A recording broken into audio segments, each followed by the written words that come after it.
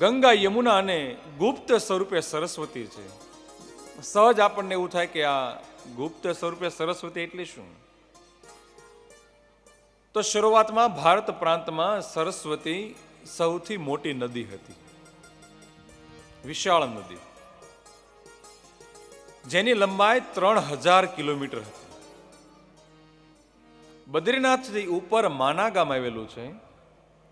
માના ગામની ઉપરના ગ્લેશિયરમાંથી સરસ્વતી નદીનું ઉદ્ગમ સ્થાન છે. એ સમયે એવું કહેવાય છે કે પાંડવો સ્વર્ગારોહિણી તરફ જતા હતા અને સરસ્વતી નદી પાર કરવાની હતી. પાર થઈ શકે એમ ન હતી. ભીમે પથ્થર આડો મૂક્યો અને સરસ્વતીને પાર કરી, જેને ભીમપુલ કહેવામાં આવે છે. એ સરસ્વતી નદી ત્યાંથી ગુપ્ત થઈ છે. ત્યાંથી ધરતીના પેટાળમાં થઈ અને પ્રયાગ તીર્થમાં ત્રિવેણી સંગમ માટે મળે છે. ત્યાં એ સરસ્વતી ત્યાંથી લુપ્ત થઈ અને અરબી સમુદ્રને સમર્પિત થાય, જ્યાં સૌરાષ્ટ્રમાં સોમનાથ મહાદેવ છે. ત્યાં કપિલા, હિરણ અને સરસ્વતી નદીનું ત્યાં સંગમ સ્થાન થાય છે.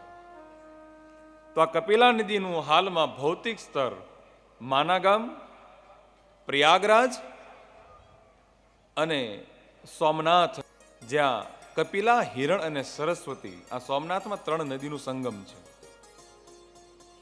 એવું કહેવાય છે કે અમેરિકાએ એમના સેટેલાઇટના માધ્યમથી શોધી કાઢી, હજારો વર્ષો પહેલા ભૂકંપ થવાને કારણે સરસ્વતી નદી હાલમાં ભૂગર્ભમાં છે અને વહી રહી છે, જે પ્રયાગરાજમાં બહાર નીકળે છે અને સોમનાથ સંગમમાં મળે છે.